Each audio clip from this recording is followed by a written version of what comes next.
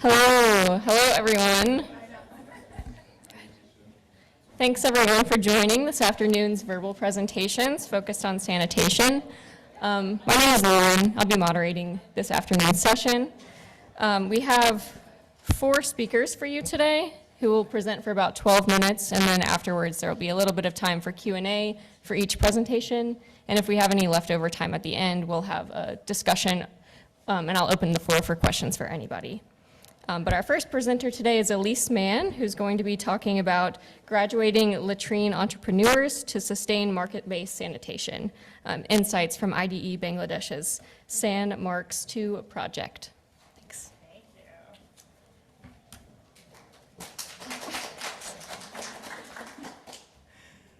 you. Oops. All right, thanks everybody. Elise Mann, I am with IDE Global and presenting on behalf of my colleague Sylvia. So sorry that you're stuck with me and not with her. I am gonna talk today about a project that we've been doing for the last 5 years. So this is the Scaling Up Sanitation Market, so SanMarkS 2 project. It aims to reach 1.2 million households with improved sanitation through 3,000 local latrine producers. So I'm going to use LPs, you'll see that acronym. We're talking about sanitation entrepreneurs. So this project period has been 5 years, November 2020, and coming up next month, November 2025. So as a part of that project, as we started coming towards the end of this 5-year work, we have been looking at a graduation model for our latrine producers. So really thinking about how do we look at all of the pieces of, ooh, that's a little funny in its formatting. Cool, all of its pieces of training that we have done within the program, from scouting, demand creation through refresher training, the supply chain strengthening, enabling environment, and, ooh, oh, good, it came up separate. And then graduation. So we're really looking here both to understand how well latrine producers have started to learn about some of these updated sanitation technologies, as well as how effective the business training has been. And so part of that, ooh, it's so touchy. Part of that really has been to also think about, with our more limited resources, knowing that this project is coming to an end, how do we target our support most effectively? What does it look like for us to continue to provide the appropriate training to entrepreneurs that need that additional support?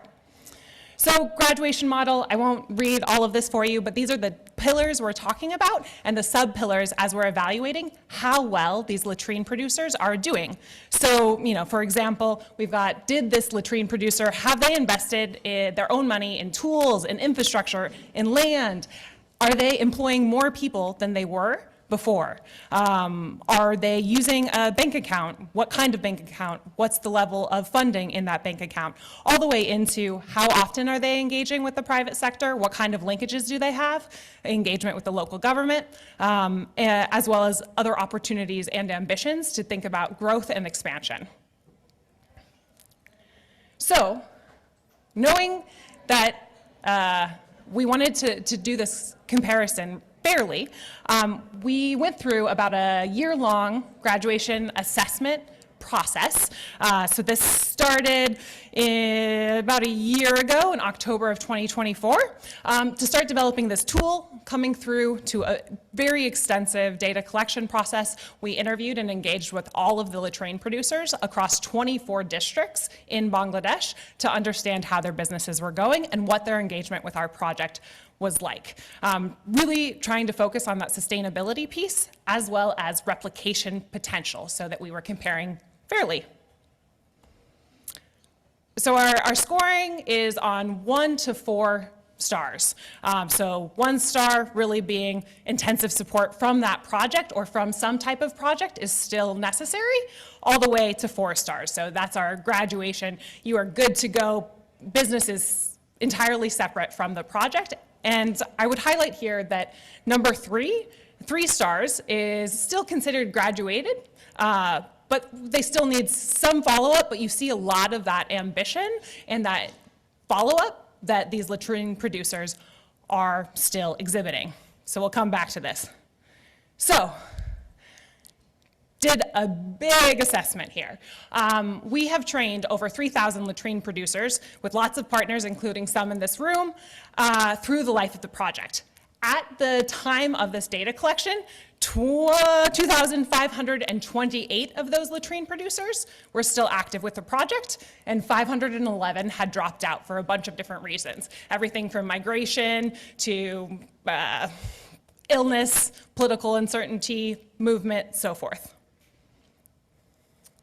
So overall, 21% of our active LPs got 3 stars, and 1% of the active LPs got 4 stars. So in our methodology, we combined 3 stars and 4 stars as graduated. So that's about 556 to be precise, in terms of the amount of LPs that hit that graduation mark. And that breaks down really interestingly when we start getting into the pillar-specific support. So you've got the highest on product quality consistently, and the lowest on market linkage, which was a really important finding for us as we continue to shape what that looks like. Now I'm going to speed through a couple quick slides and get us to the why this matters and how it's impacting our programming. So across the board, that LP training did have a big impact on product sales. This is what we want to see. That's great.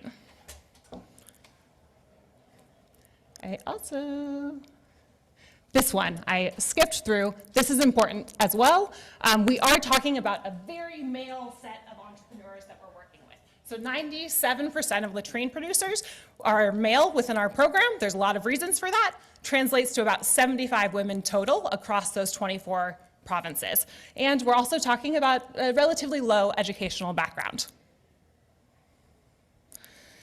Access to finance, this was one of our key pillars and something we talk about a lot within the sector is what does that access to finance look like for entrepreneurs? So I checked the conversion rate this morning. This rate about 20,000 Bangladeshi taka, that's about $164 right this moment, to really think about that low, moderate, high access to finance and the different reasons that are driving that access to finance, since that was a critical component of what we were evaluating.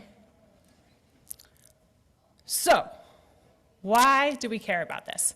There's a lot of different reasons. I'm going to highlight 4 lessons for us. So, graduation is a journey, not a binary. So, as we are continuing to adjust our programming within IDE, we want to make sure that we're providing targeted support over time and that we're targeting the right sanitation entrepreneurs with the types of support that's helpful to them. So, you know, there are a handful, a couple hundred of those latrine producers that are good to go. They don't need any more engagement from us or other actors across Bangladesh. And that's great. That's what we want.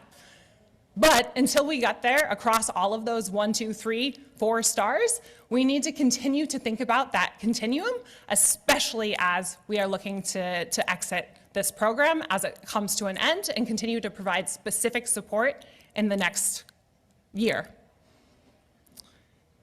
I think it was really interesting. The response has also been that there is a lot more formality than we thought in the informal sector, right? So despite that lower education percentage, there were a lot of people that had the official trade licenses. A lot of folks followed and got into all of the documentation, and so there really was strong latent demand as long as we were nudging appropriately. Thank you.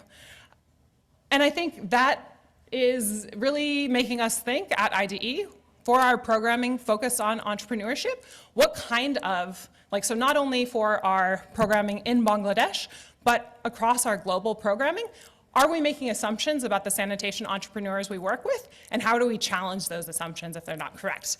And also, how do we make sure that we are always pushing for micro entrepreneurs as legitimate business partners and making sure they have the access to resources they need?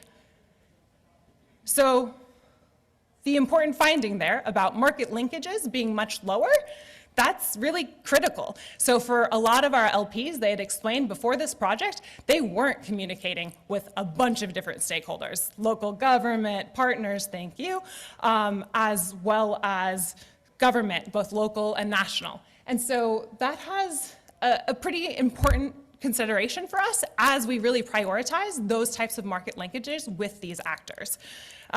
So training, super important. We've always found that that ongoing coaching is essential, but training still wasn't enough based on the finding of these numbers. So how do we overcome that? And last but not least, I told you that there were very few women of those 2,500 active LPs. We know that that's pretty common.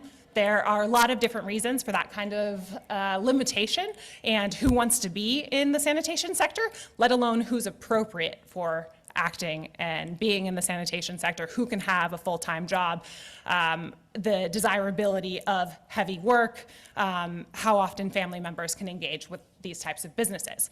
But all of that is to say, I think it really does continue to challenge us to think about what are the ways in which, as market actors, we can be driving that gender transformative piece that is required to change some of the systems that limit this type of engagement. Because we also know that if there aren't women involved in the market, then there's going to be other limitations into the market as well.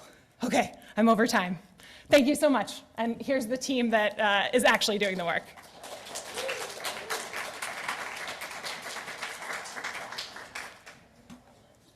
Thanks so much, Elise. We have time for a question or two if anybody has one. Yes. And please use the microphone if you are able to. It's for the sake of our virtual audience. Thanks.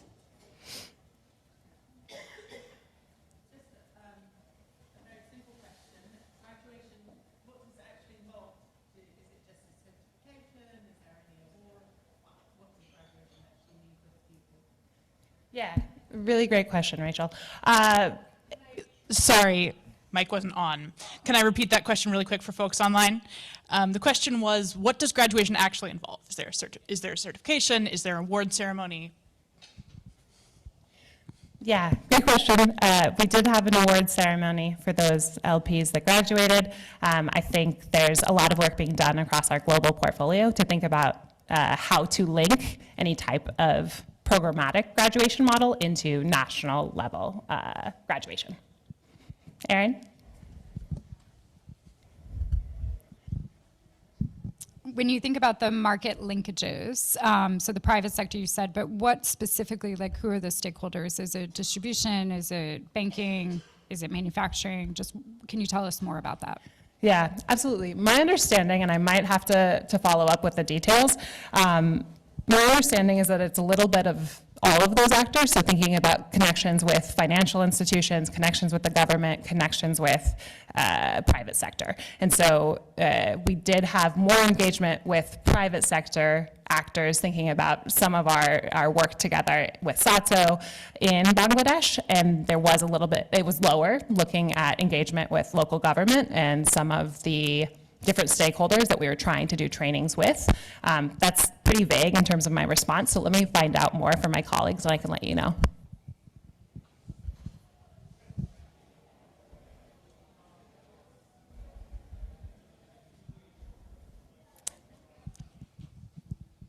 Cool. Thank you. All right, thank you.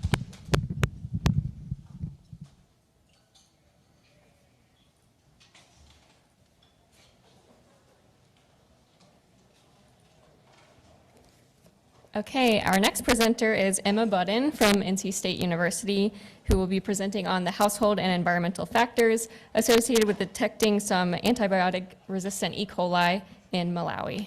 The floor is yours, Emma. Good afternoon, everyone. My name is Emma Budden. I am a PhD student at North Carolina State University, and today I'll be presenting our research. As classified by the World Health Organization, antimicrobial resistance is a leading threat to human health, rendering clinically relevant antibiotics ineffective against many organisms. This crisis has been perpetuated by the misuse and the overuse of many antimicrobials, such as taking antibiotics unnecessarily and not finishing a course. And the Lancet Systemic Analysis, published in 2021, estimates that by 2050, around 2 million deaths will be directly attributable to AMR and up to 8 million associated. It was also found that in 2019, E. coli was one of the pathogens that resulted in the most AMR deaths. In our study, we focus on E. coli and in particular cefotaxime resistance. Resistance to cefotaxime is largely attributed to the production of extended spectrum beta-lactamase enzymes, and ESBL-producing bacteria have been increasingly detected within clinical settings and even in the environment. Now that we've seen the human health burden, it's important to consider where resistance spreads, particularly among ESBLs. And recent evidence has shown that environmental pathways, including soil, could contribute to AMR dissemination. AMR organisms can be disseminated into the environment in a variety of ways, including through runoff, such as from farms where manure is applied. Open defecation or faulty sanitation can also leach, causing environmental contamination. And these can contaminate environmental matrices, including water, food, fomites, and soil. And these are particularly areas where humans can encounter them, so they're really important. We will be focusing on soil for the purposes of this presentation. These sources can leach antibiotic residues, enteric pathogens, and antimicrobial-resistant organisms into soil where native soil organisms exist, and co-selectors may also be disseminated. A confluence of these entities may perpetuate antibiotic resistance gene exchange, which can occur through mechanisms such as conjugation. This may lead to the emergence of new antimicrobial resistance organisms in soil, and ingesting soil containing these could result in AMR colonization.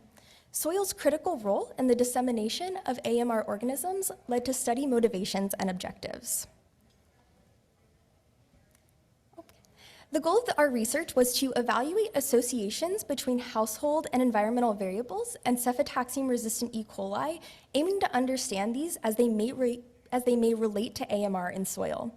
This was motivated by low and middle income countries being particularly vulnerable to AMR, and it was also motivated by the fact that there is a lack of research on the effect of household level predictors for AMR E. coli in yard soil, as other studies that have investigated this have looked at individual predictors and haven't taken a variety of factors into account.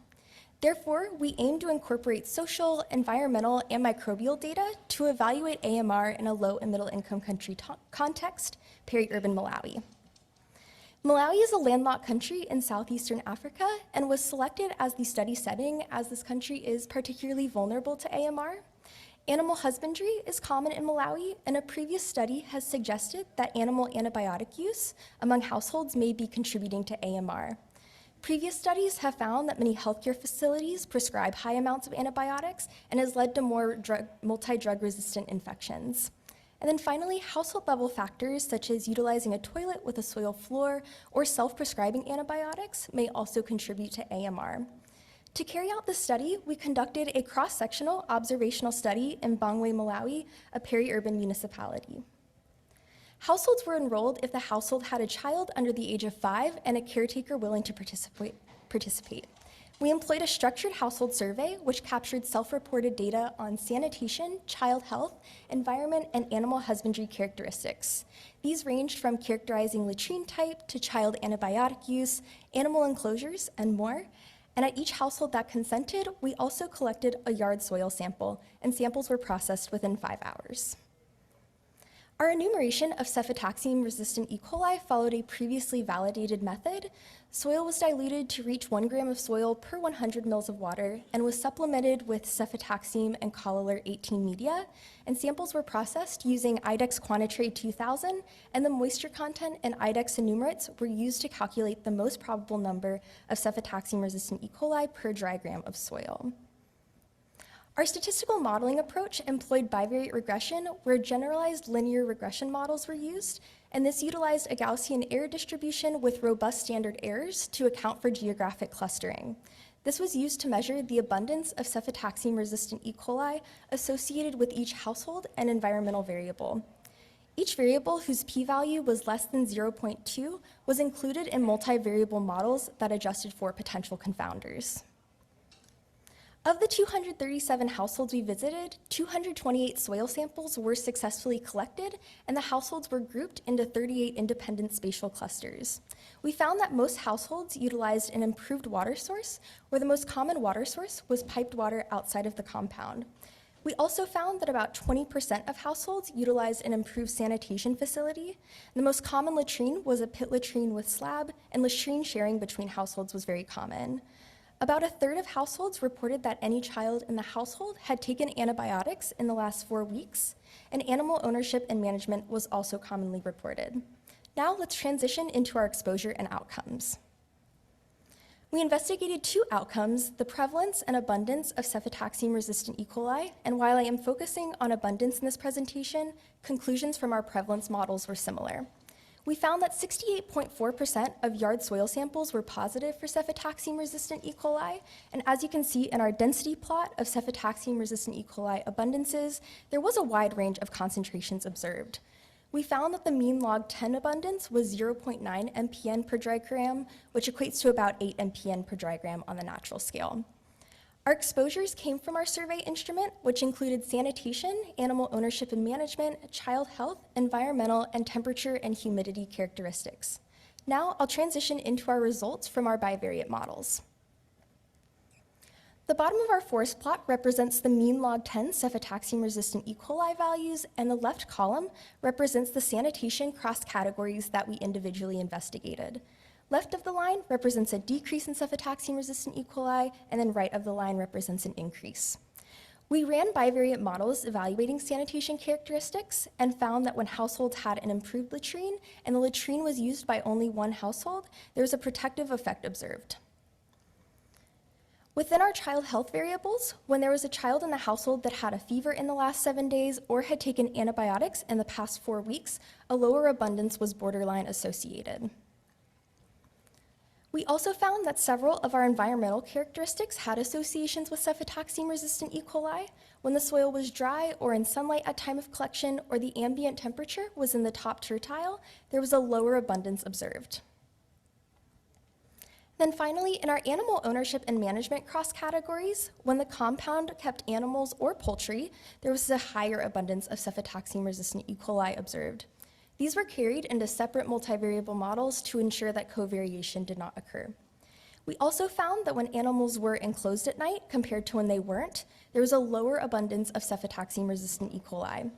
Due to the high significance of animals being enclosed at night, we developed an animal cohabitation intensity variable, which was included in multivariable regression models. Now let's investigate those results. This forest plot reads the same way, where on the bottom we have our mean log 10 cefotaxime-resistant E. coli, but on the left column we have all variables that were included in multivariable regression. This model included animal cohabitation intensity. We found that when adjusting for covariates, animal cohabitation intensity had significant associations with cefotaxime-resistant E. coli in yard soil, where households that owned animals and enclosed their animals at night had a significantly lower abundance. However, if the household did not enclose at night, this abundance was significantly higher. We also found that when soil was dry at time of collection, a corresponding lower abundance of cefotaxime-resistant E. coli was observed. And then we also found that one of our covariates, being in the highest wealth quintile, was statistically relevant in this model. In our unadjusted analyses, we found that while household-level sanitation characteristics and child health variables were borderline associated with cefotaxime-resistant E. coli, this was attenuated in multivariable models. We did a separate model for poultry ownership as well, and while it was associated in bivariate models, this was attenuated when controlling for potential confounders. Our study also has several limitations. First, part of the study utilized self-reported data using a structured survey. Respondents may not precisely remember events and answer survey questions inaccurately. However, we do not have any reason to expect that misreporting would be differential due to our exposure and outcomes. Due to our observational cross-sectional study, we can also only establish association, not causation, between these variables and cefotaxime-resistant E. coli.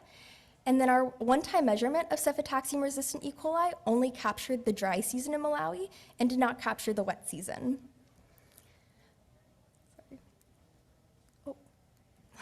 Sorry. Our findings suggested that household-level sanitation factors and human and animal antibiotic use may not be the dominant drivers of AMR, and that animal husbandry and environmental characteristics may be more relevant, may be more relevant when it comes to AMR detected in soil. And results from our study also highlight the importance of a One Health approach to global AMR. Then I would like to recognize all of the contributions of all of our co-authors in the study. This study would not have been possible without everyone. These are my references. And thank you so much for listening to my presentation. Thank you, Emma. Any questions from the audience?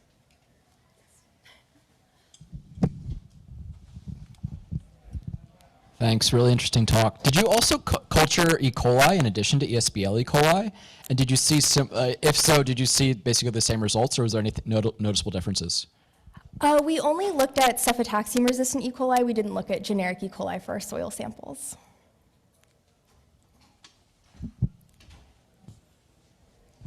Sorry, I didn't see which one you pointed to. Hi, thanks for the talk. I'm curious, when you took your soil sample, how did you decide where to do that, and did you take multiple? And because it seems like it's a highly variable thing to make comparisons between households. Yeah, for sure. I have an extra slide for that. Sorry about that. Oh, let me find it.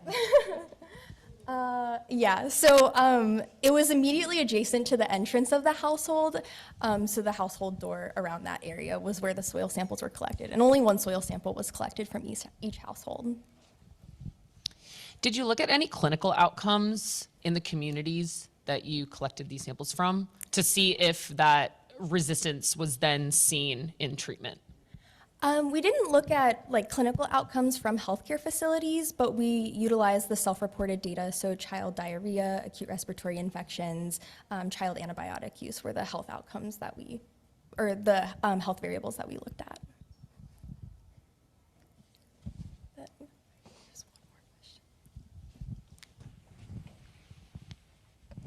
I might have missed this, but why having the animals enclosed at night, did that make such a big difference? Yeah, no, that's a great question. I also have an extra slide for that. So to be completely honest, we don't know. In regard to household owns and encloses at night versus doesn't own, it's possible that the household encloses animals at night, but they also might engage in other management practices that our survey resolution didn't fully capture. But in regard to households that don't enclose animals at night, they're animals like poultry that scratch, forage, and poop as they roam. So that behavior might also contribute to higher fecal contamination and higher AMR in soil. That's my best hypothesis, but we don't fully know.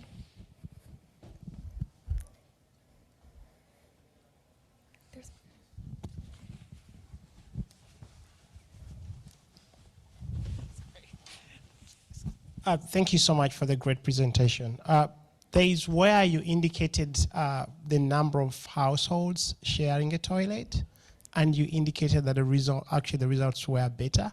Do we know the number of people sharing these toilets? Because we're seeing different evidence somewhere else.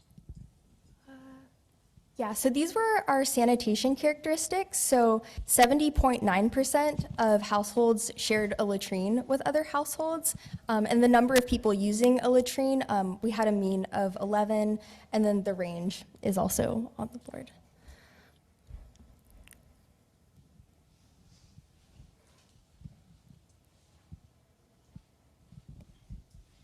Thank you.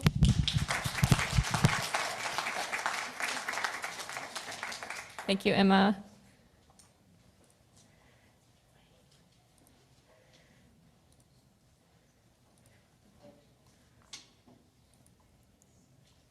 All right, our next presenter is Olivia Harmon, who will be discussing associations between sanitation type and soil contamination with culturable E. coli in a rural Alabama community.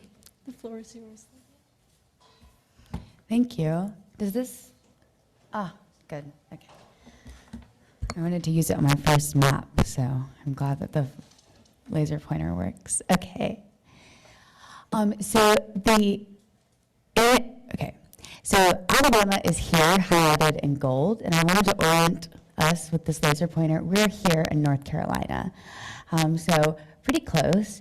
And then here is a picture of the Alabama Blackbelt. So the Alabama Blackbelt is seen here highlighted in gray. It is significant for having a rich culture and history, as well as being known as the cradle of the United States civil rights movement. And it's named for a dark, fertile soil that covers roughly these 17 counties. The soil type is called fertile soil, which is a type of soil that has an extremely high clay concentration that shrinks and swells with changes in moisture content, and it makes it very low permeability to water. In the 1800s, the Blackbelt was populated with many forced labor camps, also known as plantations, due to the ability for the soil to grow certain crops, specifically such as cotton. And ironically, the same soil that makes this area so desired by those plantation owners makes it extremely challenging to introduce successful sanitation interventions, because many of these towns rely on onsite sanitation systems because very few have a conventional sewerage, and those who do often rely on sewage lagoons, like in this far picture here. They'll rely on on-site systems such as septic tanks, cesspools, or straight piping, which is exactly how it sounds, a pipe from your house to your yard full of wastewater. And this has led to the first time the Department of Justice has investigated a area for environmental injustice under Title VI of the Civil Rights Act of 1964. However, recently that investigation and its conclusions have been overturned by the current administration. So the Transforming Wastewater Infrastructure in the United States project aims to address these issues that were outlined by the Department of Justice by presenting alternative wastewater technology solutions that are suited for rural and under-resourced areas. And as a part of this project, a team is piloting a small-scale community wastewater treatment and collection system in a small town in Hale County, which is a part of the Alabama Blackbelt. And the team that I'm on is tasked with evaluating this system through an interrupted time series seen here, where we're looking at fecal markers and pathogens in the environment pre and post installation. And so the data that I'm going to be presenting today is a very small section of this data, and it's the culturable soil data that is going to be helping with this before intervention observed point. Our hypothesis for this study that I'll be sharing with y'all is that soil samples collected at households that utilize straight pipes will have a significantly higher amount of culturable E. coli in their soil than households without straight pipes. So for this study, we enrolled 52 households. 30 of them will be involved in this interrupted time series that I just described. 10 of these households are never going to be connected to the intervention because they are served by that sewage lagoon that I showed. And then 12 of these households have the opportunity to be connected to the system potentially after the study. And here we have it broken down by the household's sanitation category and then collection and discharge type. So the collection and discharge type refers to the collection type, which is where the wastewater goes initially, and then the discharge type is after the collection point. So for example, in a traditional septic system, you would have a septic tank as your collection type, and then a drain field as your discharge type. And I have these sanitation categories. So the first being direct discharge. So these are all of the straight pipes. So any system that also included a straight pipe was here, and that was 40% of households. We have our on-site systems, which include septic tanks and their various discharge types. So mound and unconfirmed, which means I was unable, me and the household were unable to confirm what type of system it was. And then mound and drain field, or a cesspool, and then offsite, which was the lagoon. There's also this fourth category, which is an unconfirmed category, where the household wasn't quite sure what system they had, and I wasn't able to visually confirm if it was a straight pipe, a cesspool, or a septic tank. So we collected 3 different soil samples at each household. Those were individually weighed, and then we conducted a moisture test. Those samples were also combined into one composite sample, which was then idexed for culturable E. coli, and then moved in an aliquot for later DNA RNA extraction that will later be done, analyzed via qPCR. And we had, at each household, we collected 3 samples at 3 different times, so 9 samples total. And this shows the amount of culturable E. coli by sanitation category for each of those 3 time points. And as you can see, it's consistently higher in the direct discharge category in all 3 time points when compared to on-site, off-site, and that unconfirmed category. If we break it down a little bit further and we look more at all 3 time points combined towards versus the collection and discharge type, we can see that everything but the other straight pipe categories, so that unconfirmed, and then there was a straight pipe, and then a septic tank 2 straight pipe, and cesspool, the straight pipe has a significantly higher amount of E. coli around the yard of these households. So in our conclusions, culturable E. coli from direct discharge sites differ by almost 4 orders of magnitude across all other sanitation categories that I said, so off-site, on-site, and unconfirmed. And there is a persistent statistical significant difference across household visits. So it wasn't just at one of the 3 time points. We also saw a lower amount of measurable E. coli in the off-site sanitation systems, which is evidence that perhaps that we need to continue to support investment in community-scale wastewater treatment in Alabama. And for our next steps, we're going to take those aliquots and we're going to analyze them for 48 different targets, which are listed here, using a custom TACMAN array card. And we also at each of those time points collected survey data. And so we're going to use that survey data to identify different pathways and human behaviors that might influence exposure to this E. coli in wastewater. And then we're going to assess the impact of a wastewater treatment system through indicator pathogen ratios and a quantitative microbial risk assessment.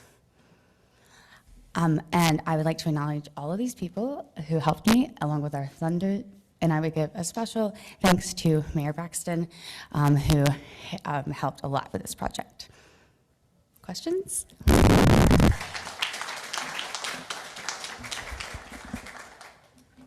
Thanks, Olivia. Any questions?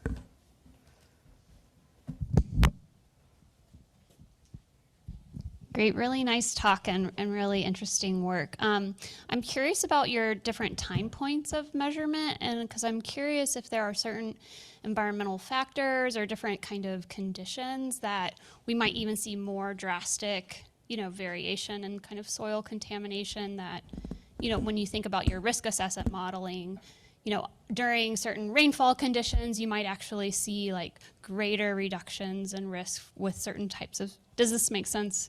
Yeah. Yes, for sure. And we did also track when it rained when we were sampling. It was particularly rainier during that 3rd time point than it was in the other 2 in the town that we were sampling in.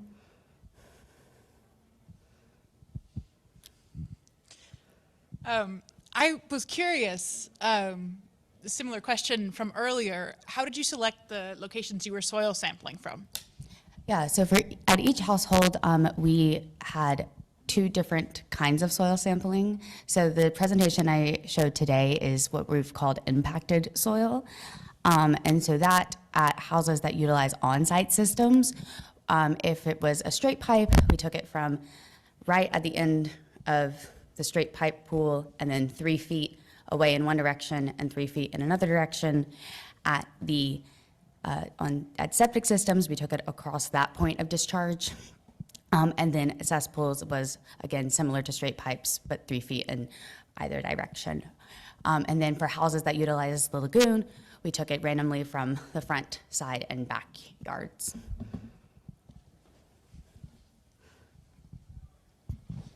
Just anecdotally from your research, did you notice a similar trend of people saying that the direct discharge versus like on-site versus off-site had kind of a similar user experience to what you saw in the microbial data?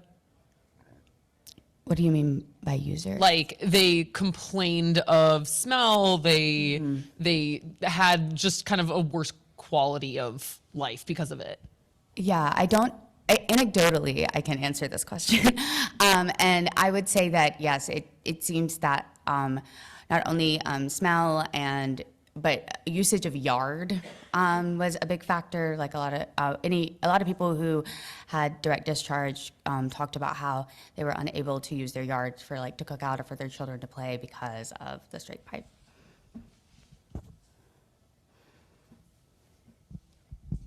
You answered my question a little bit, but I'm just curious generally, can you comment on potential exposures? And are you guys collecting metadata on, like, did everyone enrolled in the trial have children? Are they playing outside? Are they growing vegetables in their backyard?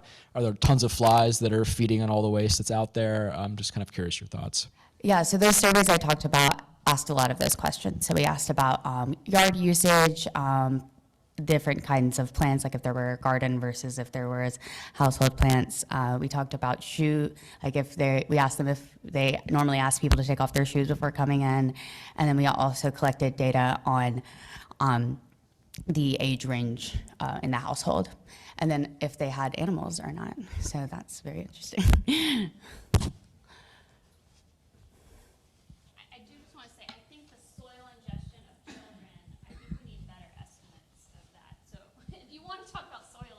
I do. I think that would be lovely. Thank you so much for that great question, great presentation. I have got two questions. One, do you have a criteria for picking these systems that you sampled? That's one.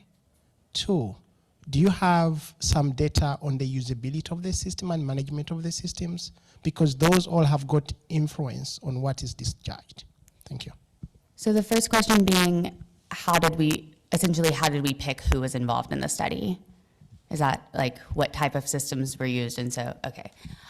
So for this study, it was very grassroots. So we had postcards go out to everyone with the zip code of the town that we were looking in.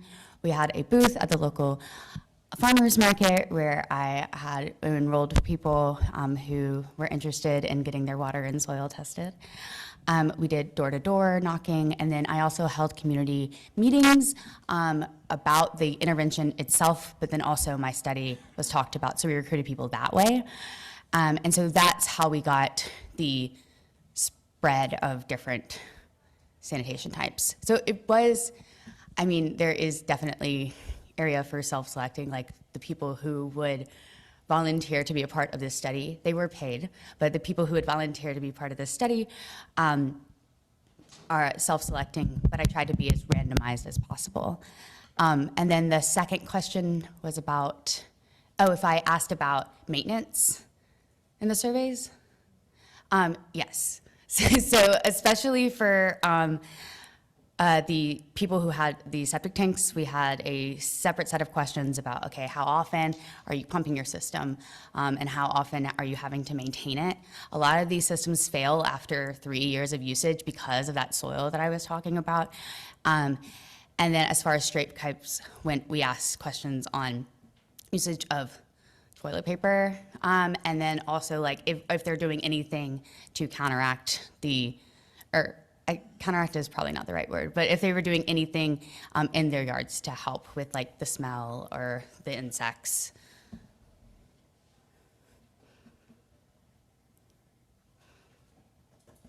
Thank you. All right, thank you.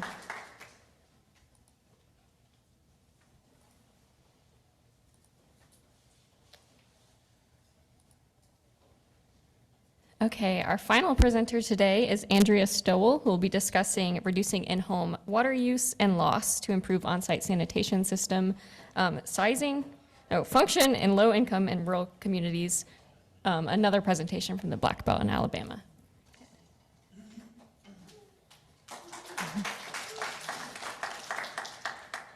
Okay, thank you, everyone. For those of you who don't know LIXIL, you probably know us best through our brands here in the US, American Standard, GROA, and DXV. We've been engaged in the Alabama Blackbelt for about the past 7 years, and so I'm going to share with you a little bit about a pilot we ran down there with BBUWP and Miss Sherry Bradley. We've heard a lot already about the conditions in the Blackbelt. Obviously, this started coming to light right before COVID, and so we sent a team of toilet engineers down to the Blackbelt to see if there was something LIXIL could do about this issue. And what became evident pretty quickly was this condition of the soils, which I think you guys have heard about quite a bit in the past few days.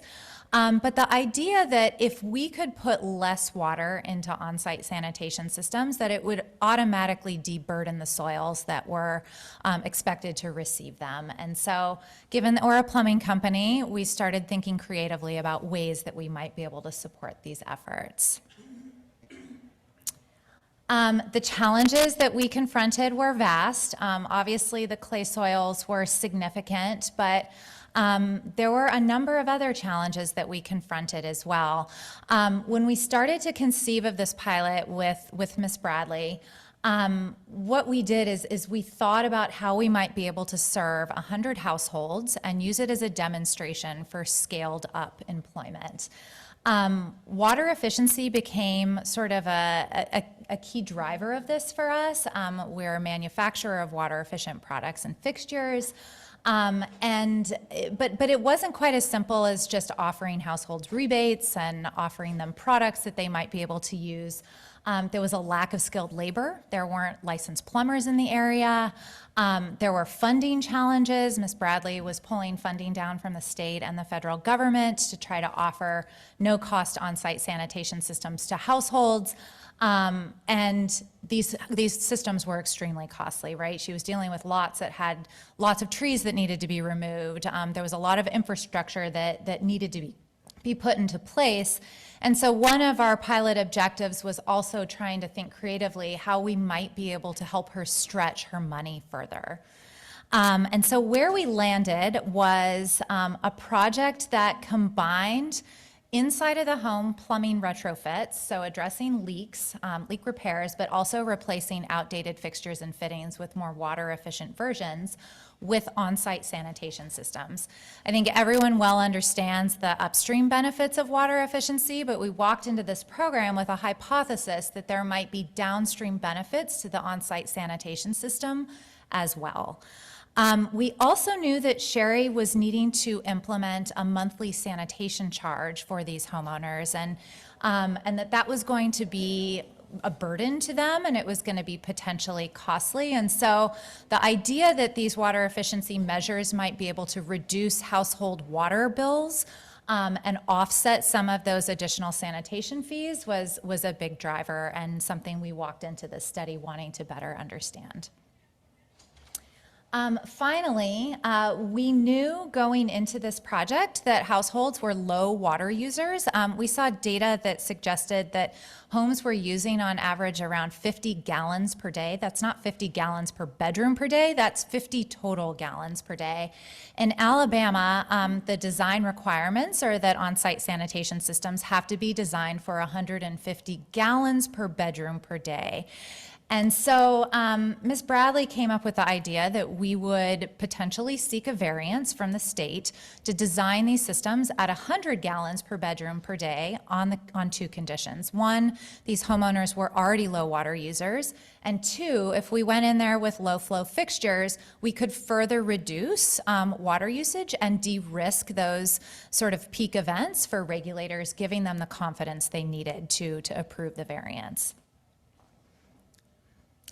So what did we do? So we, like I said, we started off with 100 homes. We kind of plodded along through COVID. We leaned on volunteer plumbers through the I Wish Foundation, which was a fantastic model. They came in and trained youth on plumbing basics and then would combine those youth with licensed plumbers from out of state to chip away at homes at a rate of about 5 per week. There were a series of community plumbing challenges, but Sherry, frankly, was steamrolling ahead. Her on-site sanitation installations were taking off, and these interior plumbing retrofits were kind of lagging behind. And so at one point, we approached her and said, well, why don't we, as LIXIL, take on this project? We will recruit, hire, train plumbers as necessary. We'll manage this entire project for you, and we will take care of the remaining, roughly 80 homes. And so over a period of 6 months, we conducted plumbing home assessments, we conducted all of the retrofits, some additional survey work, and we actually employed the youth from the community to shadow those plumbers and engage with them on these projects. We hypothesized that there might actually be cost savings, capital cost savings associated with that variance, and so we wanted to define what that looked like and whether it was actually enough to offset the interior plumbing retrofits. And we also wanted to gather insights so that we could replicate this beyond this 100-home pilot. So what were the outcomes? Like I said, 6-month period, almost 80 homes completed. There were really high rates of leaking toilets and really high rates of just leaks in general. So more than 1 leak per home. A lot of the fixtures were really inefficient, and so when we would encounter those, we would replace them. It was a really well-received program. We saved a considerable amount of water through this program, both at a household level as well as at a community level. And the reason why those numbers are higher in year 1 is that we factored in the water savings from the leak repairs in year 1, and then in subsequent years, it was just the impact of the water-efficient fixtures. And we delivered this for around $2,000 per household, including the products, the service, the management, and warranty that is connected to both the installation and the product going forward. So what did we learn? We collected water use data from households going into this, and we looked at before water usage data, and we looked at after data after the water efficient fixtures had been put in place. And what we saw, and this is an illustrative graph, but we saw that before the water efficient fixtures, there were a select number of homes, and by and large, this is not all of them, but there were a select number of homes who were exceeding that 150 gallon per bedroom per day threshold, which meant that they were having peak usage events that would have exceeded the variance that we were seeking. But then when we looked at the data after we installed those retrofits, we found that at no point from the collected sample that they were exceeding the variance level of 100 gallons per bedroom per day. So what this told us was that the low water usage was not enough on its own to justify the variance, but the low water usage in combination with the water efficient fixtures made this a viable option. There were direct economic impacts realized by multiple stakeholders. So we did survey work, qualitative survey work, in addition to analyzing water bills. And what we found was that of the folks that we surveyed, about 2/3 of them observed a reduction in the price of their water bill each month. And when we went back and calculated that, it amounted to about $8 to $10 per month, which was nearly half of what the new sanitation system, the new sanitation maintenance fee was going to be. And so effectively, this helped to deburden the new sanitation fee that they were going to start incurring. And then on the programmatic side, because we were able to downsize those drain fields, this resulted in about a $3,000 to $5,000 savings per household on the septic system CapEx, which more than offset the cost of the interior plumbing retrofits.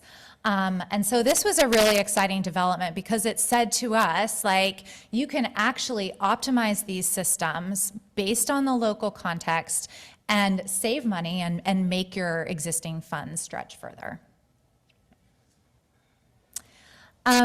This was a partnership model. Like, we could not have done this alone. BBUWP was absolutely critical to this, but we had other really important partners, like I mentioned, including the I Wish Foundation and University of South Alabama.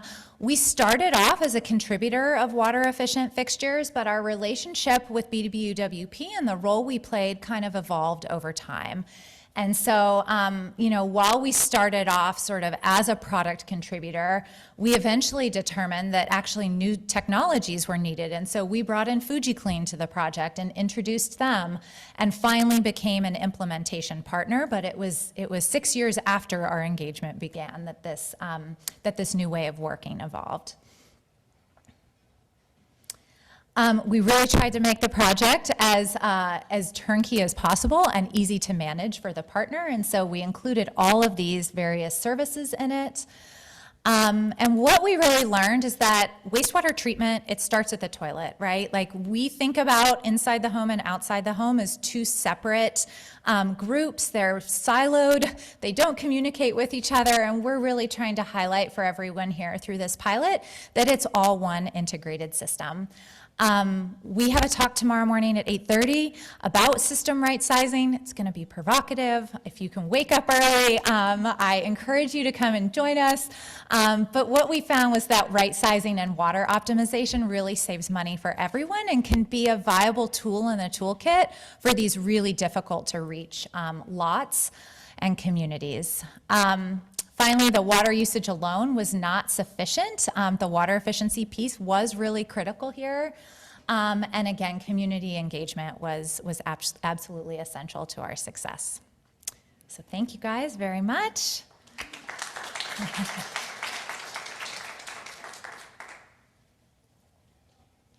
Right, any questions? Thanks so much. Excuse me. Thanks so much. I was just curious, was the state receptive to the variance? How onerous was that process? Like, what was that like? Yeah, so I joined after the variance was secured, but they approved it, and they approved it on a county-wide basis. So every single system that was installed under the BBUWP's program in Lowndes County qualified for the variance. It wasn't done on a site-by-site basis, which would have been much more onerous. I will also say that it only applied to septic systems. There were advanced treatment systems from FujiClean installed through this project as well, but because of the additional nitrogen reduction that happens inside the tank, they were already benefiting from a drain field reduction. So the findings really just applied to the septic sites.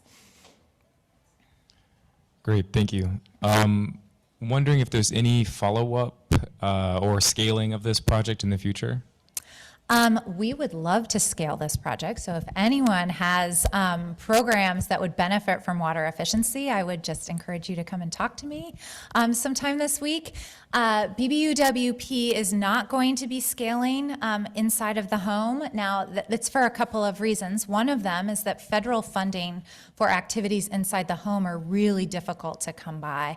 And so it's much easier. A lot of the available grants for BBUWP going forward are focused exclusively on exterior systems. And that is truthfully one of the barriers to expanding these types of programs, is figuring out ways to make improvements to personal property with funding of this nature.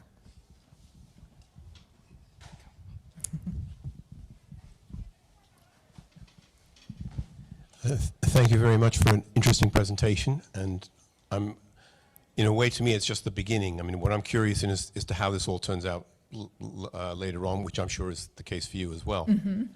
I'm wondering if there are going to be follow-up studies that see how well those systems actually perform, because drain field sizing is not, to my knowledge, a very exact science. Mm-hmm. And in a way, I'm almost nervous about reducing it, well, possibly too much, I don't know, of overloading it. Yeah. But what I wanted to know is someone going to be, do you know of any possibility of getting someone to follow up and see how the whole system performs? Yeah, I'm not sure what BBWP's plans are for ongoing monitoring of systems.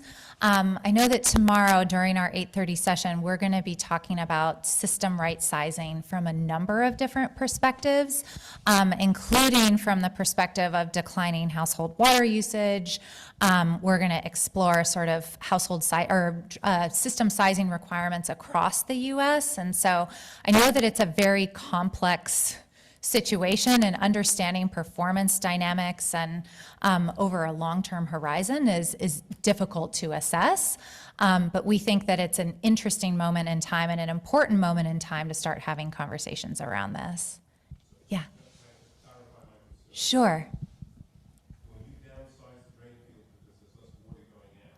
Mm-hmm. Mm-hmm.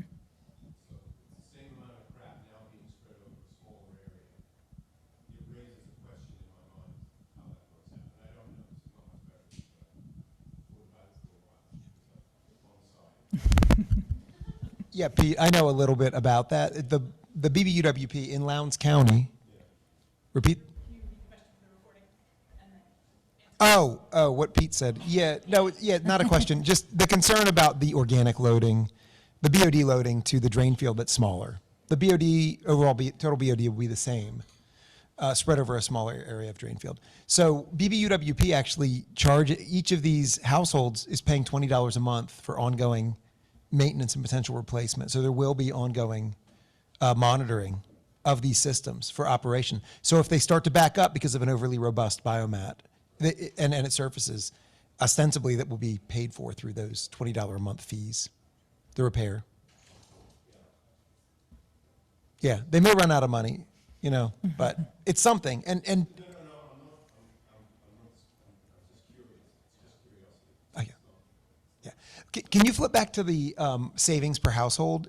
Yes. Andrea, so 3,000 to 5,000 for making, that seems like a big savings. Mm-hmm. So what was the reduction in the drain field size that you got? Yeah, so we, this is actually going to be presented tomorrow as well. So we worked with Triangle Environmental to build a model that allowed us to toggle down design parameters and estimate costs of on-site sanitation systems. So this was not observed, obviously, because Sherry hadn't sized these systems and costed them out at 150 gallons per bedroom per day, but we modeled these cost savings based on a set of factors. Yeah. Can you tell me if we have time for one more question? Yes. Okay, cool.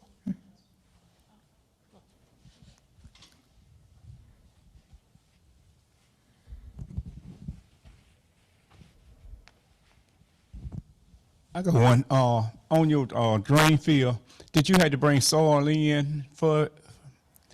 Yeah, so I wasn't involved with the on-site sanitation system construction, but I do believe that depending on the site conditions, soil needed to be brought in certain areas. So it depended entirely on the specific soil conditions on the lot, whether soil was brought in or not. But was it red clay or cream clay? I'm not certain. Red clay and.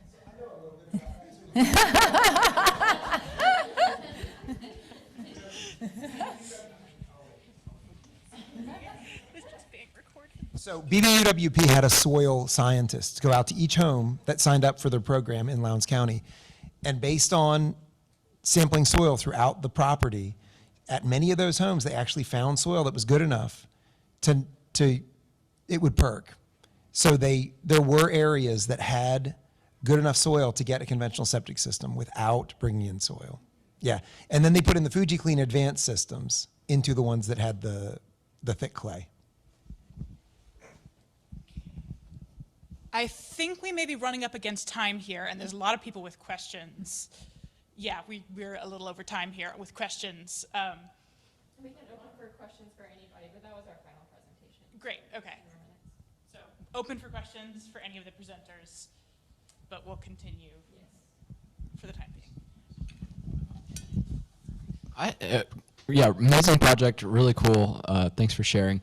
Was there any behavior change? Like, I'm wondering if these people were going from having a failing on-site, inadequately performing on-site sanitation system or straight pipe, and they're going to have a functioning on-site sanitation system. Like, were they just using less water because they just didn't want the smell and the waste in their backyard, and they were actually, did you see dramatic increases in any of the homes in just water usage because they finally had a functioning system to treat the waste? That's a really interesting question and something that we interrogated through qualitative surveys, because I think Going into this, we thought, okay, there's going to be water use normalization that occurs, and these users are going to actually see a spike in their water bill.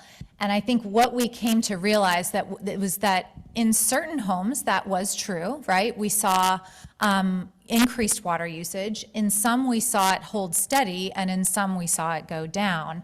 The value of the water efficient fixtures is that in their absence, that same behavior would have occurred, right? And so that homeowner may have seen a spike in their water bill now on top of having a sanitation fee that they have to pay. And so that would have had a compounding effect financially on them.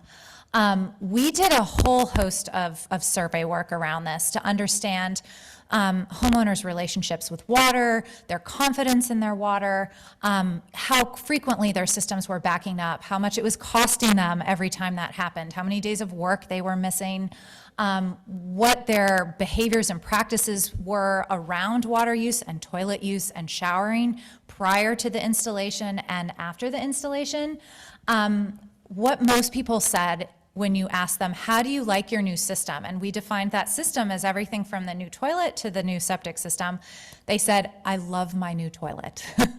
And it wasn't because the toilet worked any better, it's because the on-site sanitation system was now functioning properly, but they attributed that benefit to their toilet.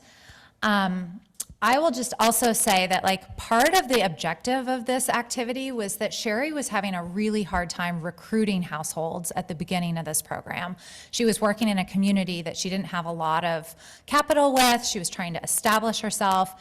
And the promise of these interior plumbing fixtures and upgrades that people could really touch and see every day of their lives was a really compelling carrot for her to offer to participants. And so, so yes, I mean, if you have more questions about that, come and find me. We have a lot more data that we can share.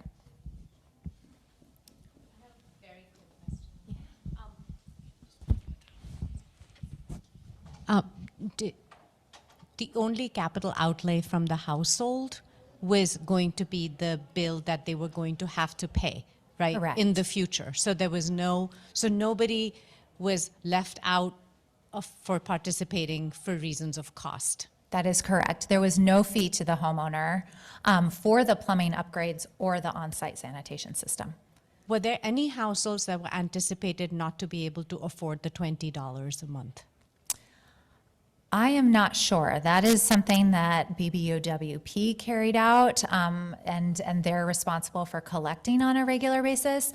What I can say is that during our home assessments, there were homes in which the conditions were so dire that putting in a new toilet or making sort of very rudimentary plumbing upgrades, the work that needed to be undertaken was just too extensive. I see. And so about 10% of the homes that we surveyed, we were actually not able to do retrofits in because, for example, if you remove the toilet, you realize that all of the floorboards in the entire house actually need to be replaced. And so there were certain homes for which like the need exceeded the ability of the BBUWP program to address. Which is tragic in a way. Totally, it's completely tragic, yeah. And my question to Olivia, even though I'm sorry I came in right at the end, was there any change when you gave your results back to the households in terms of their E. coli? What were their normal responses back to you? What did they ask you? That's a really good question. I think the first question most people asked was, is this normal? Because I didn't share other households' data. I just had, if that each individual household requested, I would share with them. But yeah, is it normal? And then, like, is there anything that we can do about it now? Yeah, was the two most frequently asked questions, yeah. Olivia also has a really cool photo voice project on their perception of their own sanitation system. Yeah, thank you.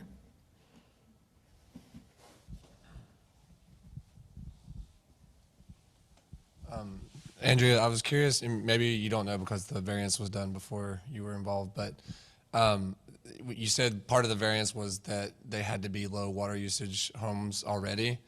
As the permitters and regulators I've talked to, like, that would be a sticky point to say, like, okay, we're just going to assume they're going to continue to be low water users. So was there any like ongoing monitoring requirement of like water usage per household to say, like, to make sure they're staying under a threshold if they're getting this variance from a regulation standpoint? I'm not sure if that was a requirement of the variance. I think they did not look at specific household level data. They looked at average water usage across the Blackbelt counties and made the argument that their average water usage was lower than the Alabama state average. And so they did it on a regional basis rather than an individual household basis. Yeah. And do you think that that lower usage is partly because, like, self-regulating, because they know they have these problems and so they're just using as little water as possible? Yeah, absolutely. We had, in our survey work, we found that individuals weren't showering regularly, weren't washing their hands regularly, were not flushing the toilet after every use. And so there was definitely like behavioral impacts associated with the desire not to overburden their system. Yeah.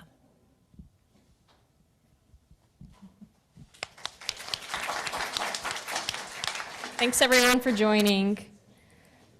Enjoy the rest of your day. Thank you to our presenters.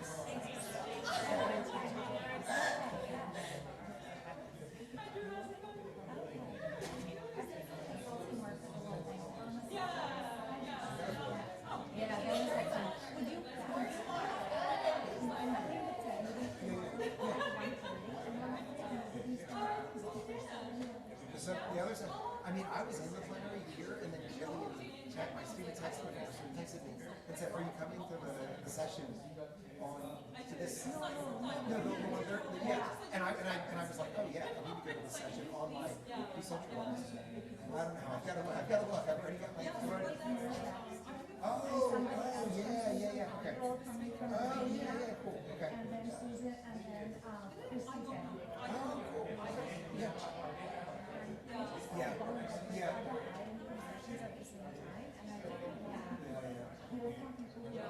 I know, yeah. But I thought decided it. A lot of people have decided it already. You know, in terms of their breast and every other thing. Yeah, no, it was yesterday. It was really good.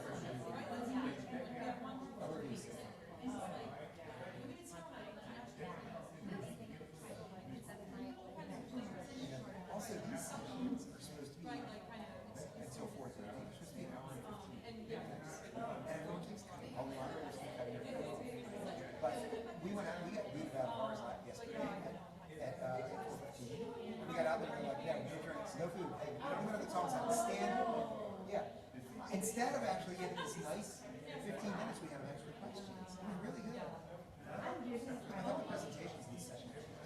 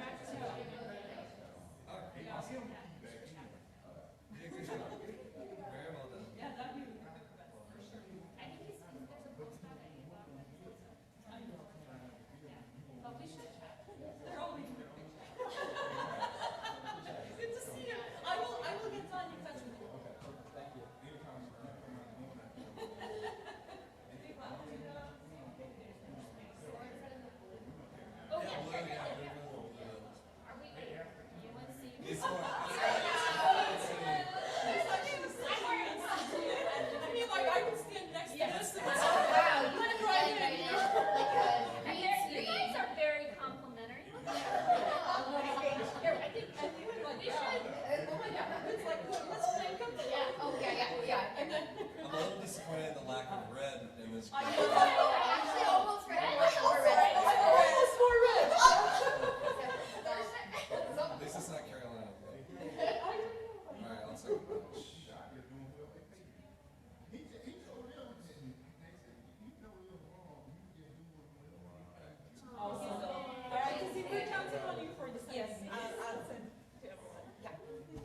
Yeah, super guys. So Caitlin and I are going to present, like, we're like the last presenters of the, we're the last presenters of that session.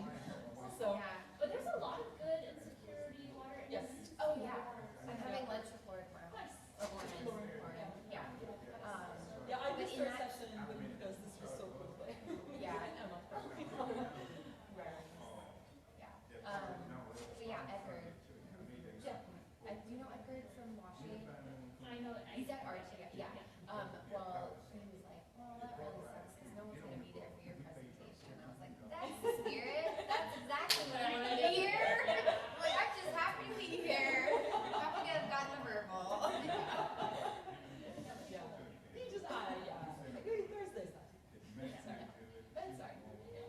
And then you're both coming on, well, you are obviously, are you? You're coming back on Thursday as well? I'm just, yeah, I'm not coming tomorrow. Yeah, she's coming. Cassie's here. Yep. Yeah, Cassie's here Thursday. I'm undecided about tomorrow. I'm definitely here Thursday. So.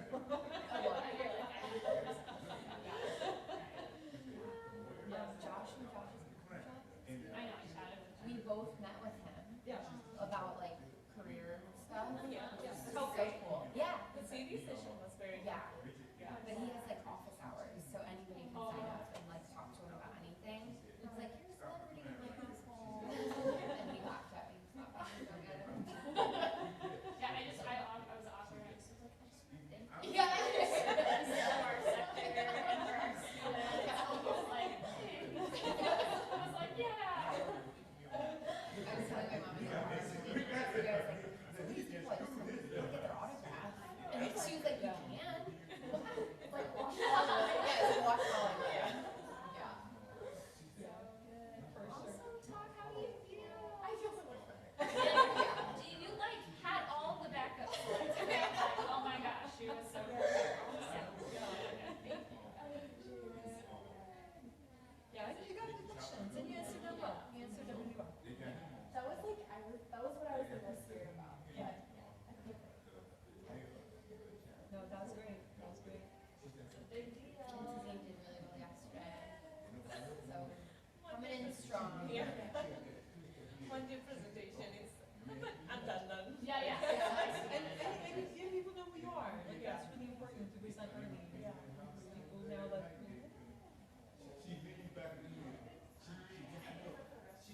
Angela, I'm super. Oh, we have to. Oh, I can talk first. Let's talk together. If there's anything you want to ask us. Yeah. No, I just need to send the message. I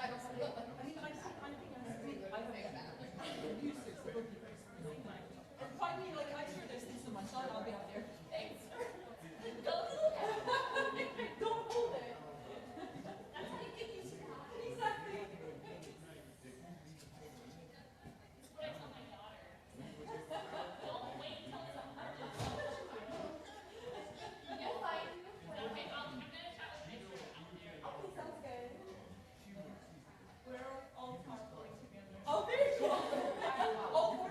No, not me. Okay. Okay, Okay, that makes sense.